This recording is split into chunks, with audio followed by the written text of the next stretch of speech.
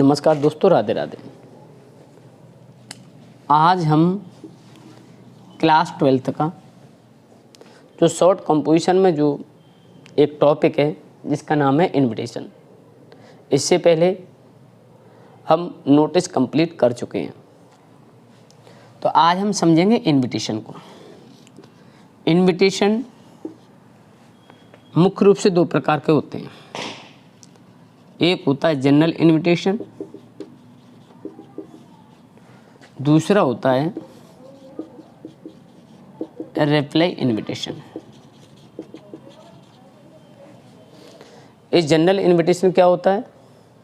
मान लो हमारे यहाँ कोई फंक्शन है, कोई प्रोग्राम है, बर्थडे पार्टी हो या कोई मैरिज पार्टी हो, तो हम जो इनवाइट करते हैं अपने रिलेशन वालों को, तो जो पत्र भेजा जाता है वह इनविटेशन जनरल इनविटेशन कहलाता है। मान लो हमारे यहाँ शादी है, हमने अपने फ्रेंड को इनविटेशन भेजा, तो वह जनरल इनविटेशन भेजा है, वो जनरल इनविटेशन होगा। फिर रिप्लाई इनविटेशन क्या होता है? अगर किसी व्यक्ति ने किसी अपने रिश्तेदार को इनविटेशन भेजा तो उसने इसे रिसीव किया, रिसीव करने के बाद में वह इसका रिप्लाई करेगा। रिप्लाई का मतलब होता है उसे जवाब देगा कि मैं शादी में आ सकता हूँ या मैं शादी में नहीं आ सकता, क्योंकि ऐसे इनविटेशन का रिप्लाई देना होता है। तो आरबीएससी बोर्ड में ये जनरल इनविटेशन नहीं है, पहले थे, लेकिन इस वर्ष जो पाठ्यक्रम है, इस साल जो पाठ्यक्रम है, उसमें ये जनरल इनविटेशन नहीं है। सिर्फ हमें पढ़ने हैं कौन से? Reply invitation.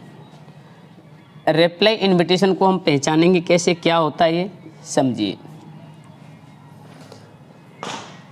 हमें पत्र लिख करके ये जानकारी देनी होती है कि हम इस कारण से नहीं आ सकते आपकी शादी में, या हम डेफिनेटली आएंगे। तो इसके भी दो भाग हैं। या तो हमें उस इनविटेशन लेटर को एक्सेप्टिंग करना है या उसे डिक्लाइन करना है।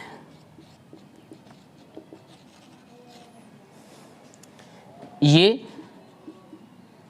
एक्सेप्ट करना है, ये डिक्लाइन करना है। डिक्लाइन तो उसमें लिखा होगा कि एक्सेप्टिंग करते हुए, अर्थात स्वीकार करते हुए। अर्थ इसका क्या होता है? स्वीकार करना। स्वीकार करना, स्वीकार करते हुए इसका अर्थ होता है अस्वीकार करना। अस्वीकार करना अर्थात या उसे अस्वीकार करते हुए, उसे असमर्थता बताते हुए एक इनविटेशन पत्र लिखना है, वो भी कैसा? रिप्लाई वाला। तो या तो हमें उसे हाँ करना है या फिर हमें उसे ना करना है। देखो, इसके भी दो तरीके हैं। हम सबको पढ़ेंगे बारी बारी से, बिल्कुल ऐसा कर लेंगे क्लियर कि ये पढ़ने के बाद में कोई डाउट नहीं रहे। मान लो इनविटेशन है कौन सा? रिप्लाई वाला, जवाबी। ये भी कितने प्रकार का? दो। पहला होता है फॉर्मल, दूसरा होता है इनफॉर्मल। इनफॉर्मल, इसे informal invitation, sorry formal invitation, और इसे इनफॉर्मल इनविटेशन। हिंदी में क्या कहेंगे इसे? औपचारिक निमंत्रण। ये होता है अनौपचारिक निमंत्रण।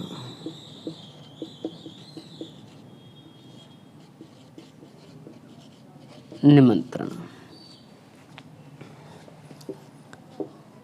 लेकिन जो फॉर्मल इनविटेशन है वो फॉर्मल तरीके से भेजा जाता है।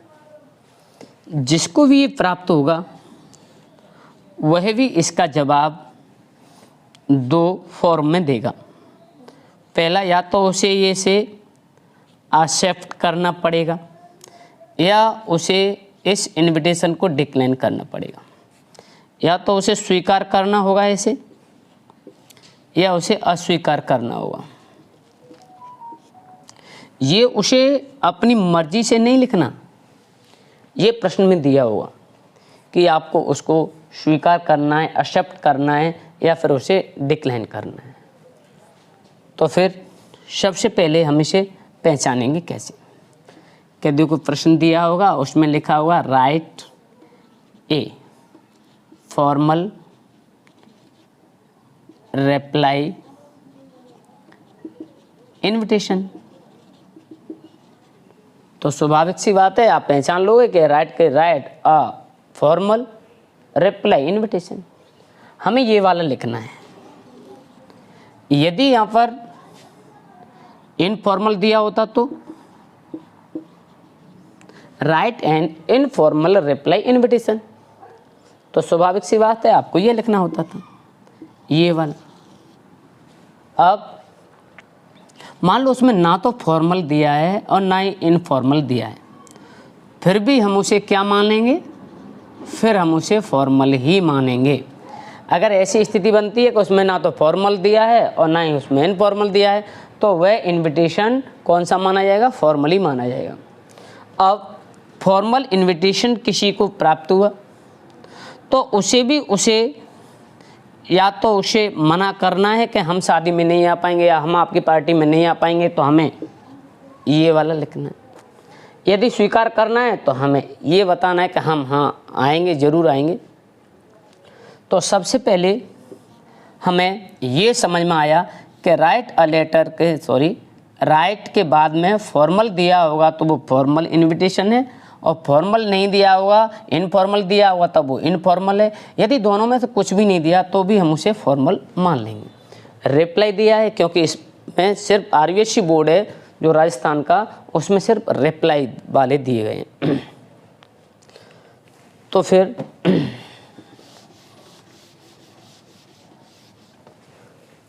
हमारा पहला काम हुआ कि हमने पहचान लिया कि सर वो फॉर्मल है। इसके बाद में दोनों में से कौन सा है? यदि उसमें एक्सेप्टिंग शब्द दिया है, एक्सेप्टिंग, तो वो एक्सेप्टिंग वाला है।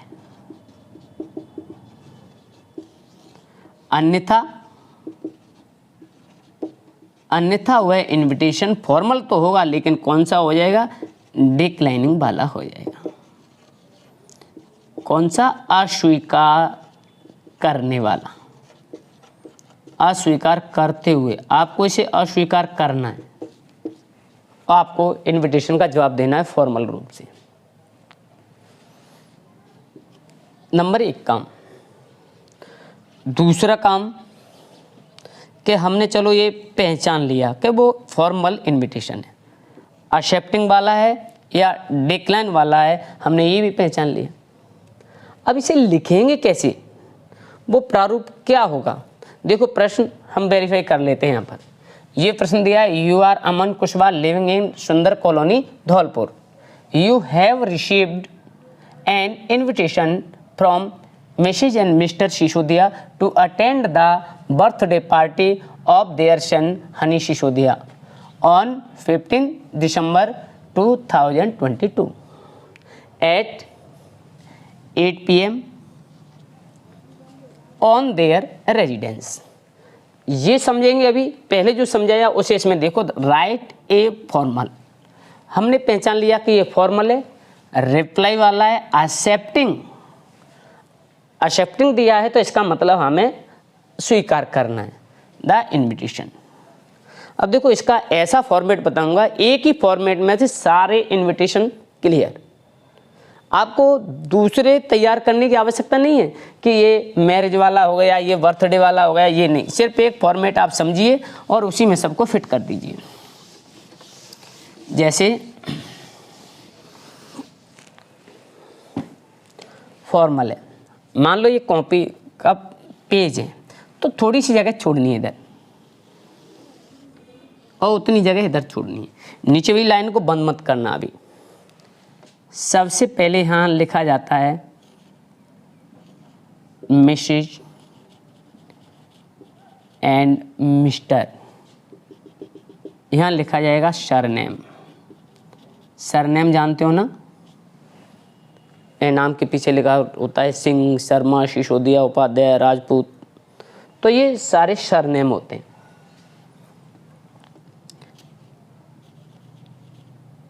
मिस्टर प्लस नेम, ये क्या है? यदि हमें भेजने वाला हमारा कोई रिलेशन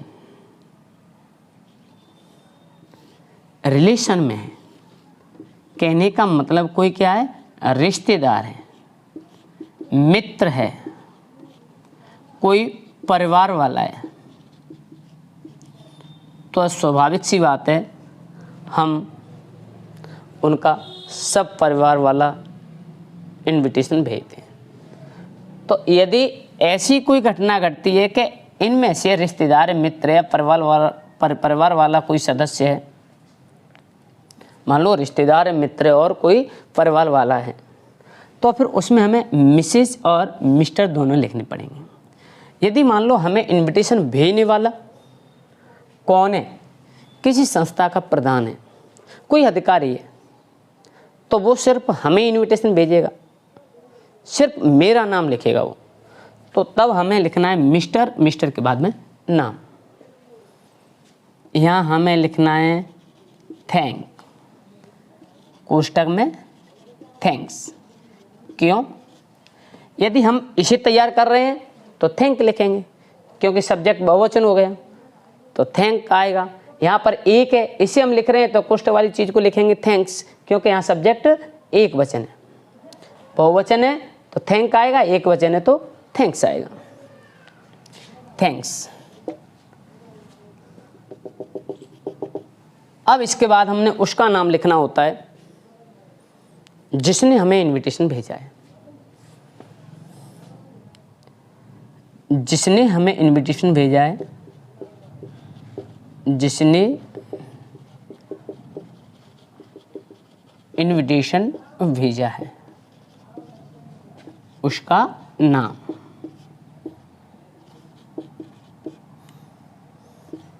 यहाँ पर लिखा जाएगा, क्योंकि हम उसे धन्यवाद दे रहे हैं इनविटेशन भेजने के लिए। धन्यवाद दिया, हमने यहाँ नाम लिखा उसका, और हम लिखेंगे धन्यवाद क्यों दिया, फॉर देयर काइंड इनविटेशन। हमने ये लिख दिया कि आपको बहुत बहुत धन्यवाद कि आपने हमें ये इनविटेशन भेजा। इनविटेशन में भी क्या, टू अटेंड द, यहाँ उस फंक्शन का नाम आ जाएगा जिस फंक्शन पर हमें इनवाइट किया गया है। तो हमने लिखा, अब ये फंक्शन दिया है और फंक्शन के बाद में क्या ऑन आएगा, ऑन के बाद यहाँ लिख देंगे डेट, ये फंक्शन कब का है, फिर लिखेंगे एट के बाद में हम लिख देंगे टाइम, और फिर हम एट के बाद में वह प्लेस लिख देंगे जहाँ का वह निवासी है। तो हमें इसमें ये कुछ चंद लाइनें याद करनी है और इन लाइनों को हमें समझना पड़ेगा। और ये जो खाली जगह रिक्त स्थान दिया है, स्पेस दिया है, इसमें क्या करेंगे हम, इसमें हम यदि हमने इसको स्वीकार किया है तो हम एक्सेप्टिंग वाली लाइन लिखेंगे। यदि हमने इसे डिक्लाइन किया है तो डिक्लाइन वाली लाइन लिखी जाएंगी, लाइंस। इसका मतलब है मिसेज एंड मिस्टर, सरनेम लिखा और थैंक बोला उन्हें कि जिसने हमें भेजा है इनविटेशन के लिए, ये इनविटेशन किसके लिए है? For their kind invitation to attend the function.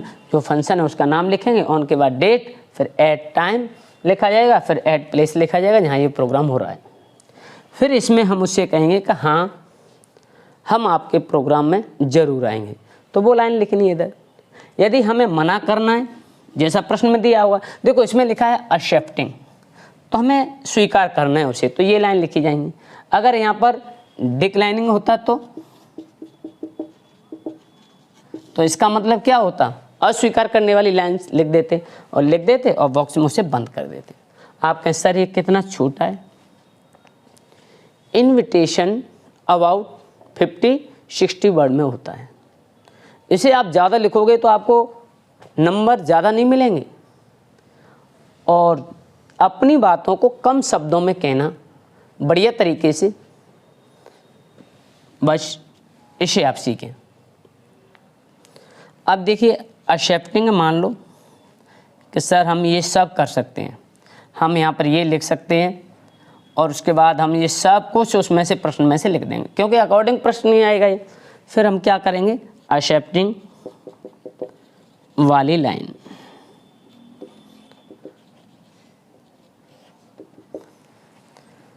ये हम चलो लिख लेते हैं इधर। वो इसलिए लिखते हैं क्योंकि हमें पता चल जाए कि यदि हम इनको याद कर लें तो हम सेट कर देंगे, और सारी चीज़ें हमें प्रश्न में से लिखनी है, कुछ भी याद नहीं करना है, इसमें सिर्फ समझने की बात है। तो क्या होगा? दे हैव या फिर ही हैज़। अब आपके समझ में आ रहा है ये ही हैज़ क्यों आया? क्योंकि अगर यहाँ मिसेज एंड मिस्टर नहीं है, सिर्फ मिस्टर और नाम दिया है किसी का, मिस्टर प्रमोद, मिस्टर पवन, ऐसे कुछ दिया है, तो हम क्या करेंगे उसमें? इसके लिए हमें सिंगुलर की आवश्यकता पड़ेगी। तो यहाँ दो बहुवचन है तो यहाँ दे आएगा, यहाँ एक वचन है तो यहाँ पर ही हैज आएगा, ही हैज। इसके बाद में great pleaser, great pleaser in accepting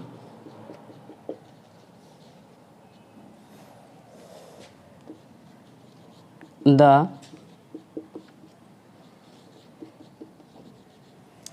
invitation। ये तो इसकी होगी एक्सेप्टिंग वाली लाइंस। यदि मान लो कि ये एक्सेप्टिंग वाला नहीं है, हमें उसके लिए मना करना हो, डिक्लाइन वाला हो, तो हम वो लाइन लिखें, उसकी लाइन लिखी जाएंगी। लाइंस उसमें लिखा जाएगा बट रिग्रेट या फिर रिग्रेट्स। अब आपको पता चला, ये ब्रैकेट में ये इसके लिए आएगा, for being unable to attend function लिख सकते हो या आप रेट लिख दो, एट। यहाँ पर आप फंक्शन का भी नाम लिख सकते थे, इट ड्यू टू। अब इसमें कारण दिया होगा प्रश्न में तो वही लिखेंगे, नहीं दिया है तो आप सिंपल सी बात है, आप लिख दोगे N urgent work at office, या एट हम कहीं भी लिख सकते हो, एट ऑफिस ये लिख सकते हो। या यहाँ अर्जेंट वर्क की जगह यदि उसमें दिया होगा कि आपकी माताजी बीमार हैं या फिर आपके यहाँ भी शादी है या कुछ और कोई काम है, तो आपको वो लिखना है। इसके बाद आपको इधर नीचे और लिखना है, दोबारा से धन्यवाद देने के लिए, सिंसियर थैंक या फिर थैंक्स, जो भी है लिख देना इधर, sincere thanks for the invitation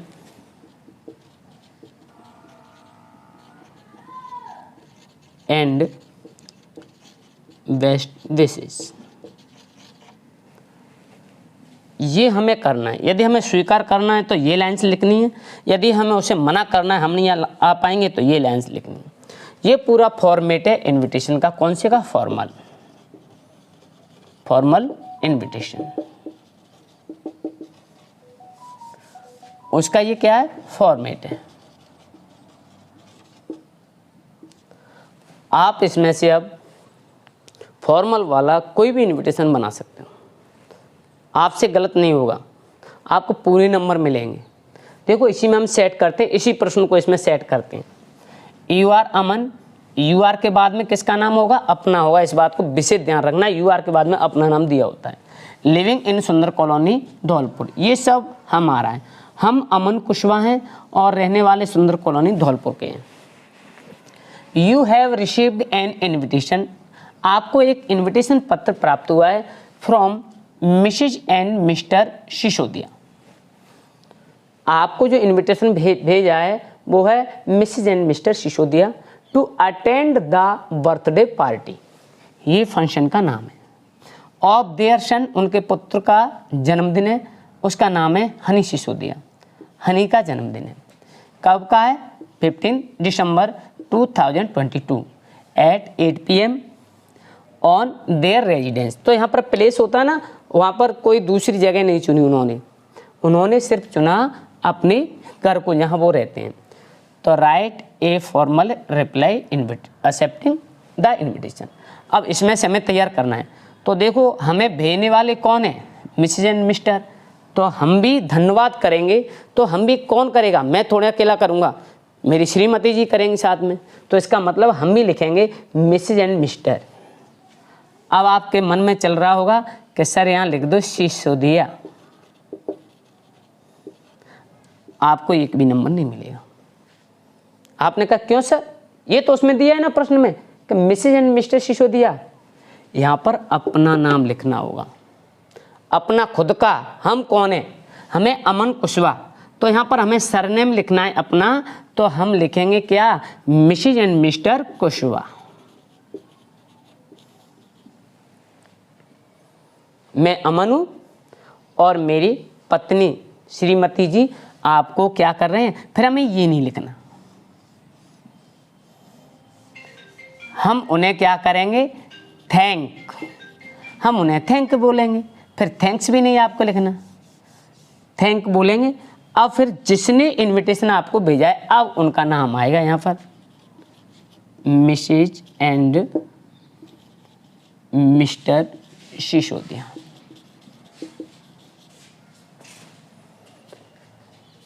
Mrs and Mr Kushwaha, thank Mrs and Mr Sisodia.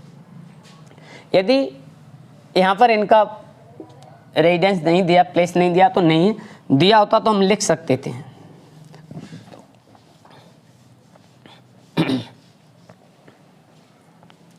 अब उसके बाद हमें लिखना था फॉर देयर काइंड। अब ये सारी चीज़ें यहाँ दी हैं। Invitation to attend the function, function का नाम लिखेंगे हम, क्या लिखेंगे? Birthday party. ऑन, अब डेट 15 दिसंबर। अब क्या लिखना है हमें? एट, टाइम कितना है? 8 PM। उसके बाद में प्लेस लिखना है, तो प्लेस में क्या आएगा? Eight there residence. समझ में आया ना? हमने इस प्रश्न में से इसे सेट कर दिया। अब इसके बाद में हमें देखना है कि एक्सेप्टिंग, तो एक्सेप्टिंग वाली लाइन जोड़ दो। ये लाइन है ना एक्सेप्टिंग वाली, ये लाइन हमें इसमें जोड़ देनी। ये सब हटाओ, ये सब हमने हटाया। अब ये लाइन हम जोड़ेंगे। दे यहाँ से लिख दो या वहीं से लिख दो, कोई दिक्कत नहीं है। They have. अब बताओ ये आएगी कि नहीं आएगी? अब नहीं आएगी क्योंकि यहाँ पर बहुवचन है। दे हैव ग्रेट प्लीजर इन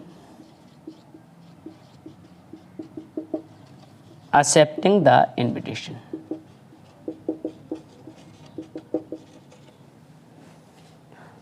अब इसे बंद कर दो, हो गया कंप्लीट। क्या दिक्कत है इसमें? लिखने में कोई दिक्कत नहीं है, कहीं भी कोई परेशानी नहीं है। अगर ये ऐसे होता, ऐसे नहीं होता, मान लो यहाँ पर ये नहीं दिया होता, मैं इसे चेंज कर देता हूँ, यहाँ पर दिया होता for being unable to attend the function, ऐसे दिया होता। मान लो आपको इनविटेशन लिखना है, इनविटेशन कैसा है? फॉर्मल है, रिप्लाई है, ठीक है, लेकिन अब आपको क्या करना है? For being unable to attend the function. आप उस प्रोग्राम में नहीं जा पा रहे हैं, या फिर आप उसे क्या है, एक्सेप्ट करने में क्या है, अनेबल, आप उसे स्वीकार नहीं कर पा रहे हैं। तो ऐसी स्थिति बनेगी। तो ये सब वैसा ही रहेगा जैसा हमने इधर लिखा है, सब चीज़ वैसी रहेगी, सब सेम टू सेम वैसा ही लिखा जाएगा। बस हमें थोड़ी चेंजिंग करनी है। तो चेंजिंग कैम होगी? अंतिम जो लाइन्स होती हैं उनमें, अंतिम लाइन्स होती हैं उनमें हमें थोड़ी चेंजिंग करनी पड़ेगी बस, और इसमें कोई भी चेंजिंग करने की आवश्यकता नहीं है। अंतिम लाइन होंगी वो कौन सी होगी? हमें ये बट वाली लगा ले देनी है, बट रिग्रेट, रिग्रेट्स नहीं करना। For being unable to attend, function का नाम लिख सकते हो या इट लिख सकते हो, ड्यू टू। अब इसमें कोई कारण नहीं दिया तो हम अपनी मर्जी से लिखेंगे, due to an urgent work at office, या हम भी लिख सकते हो। इसके बाद में एक लाइन आप और जोड़ दो, कौन सी? सिंसियर थैंक्स वाली, sincere thank for the invitation and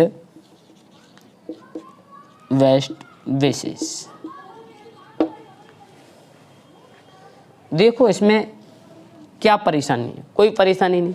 हमने एक फॉर्मेट को समझा, और फॉर्मेट को हमें जो फिल करना है वो हमने क्वेश्चन के अकॉर्डिंग करना है। हमने फॉर्मेट को फिल किया, और फॉर्मेट को फिल करने के बाद में हमें एक्सेप्टिंग या डिक्लाइन वाली जो कौन सी लाइन हमें उसमें सेट करनी थी वो हमने सेट कर दी। अब बताओ इसमें कहाँ परेशानी है? समझें। और अन्य जो एग्जाम्पल आपके जो गाइड है, आपकी जो बुक है उसमें दिए हो, वो आप कंप्लीट कर लें, आप उन्हें लिखें। कहीं कोई दिक्कत आती तो कमेंट बॉक्स में आप कमेंट करके बताएं कि हमें यहाँ ये दिक्कत आ रही है। सिर्फ अभी हमने पढ़ा है क्या? फॉर्मल इनविटेशन पूरा कंप्लीट हो गया, एक्सेप्टिंग वाला भी है और डिक्लाइन वाला भी है, दोनों हमने दोनों तरीके से समझे। अगली वीडियो में हम समझेंगे इनफॉर्मल इनविटेशन। तो इनविटेशन का जो खेल है हम 10-8 दिन नहीं चलाएंगे, 2 ही वीडियो में फिनिश हो रहा है। तो आप समझें। थैंक यू, धन्यवाद।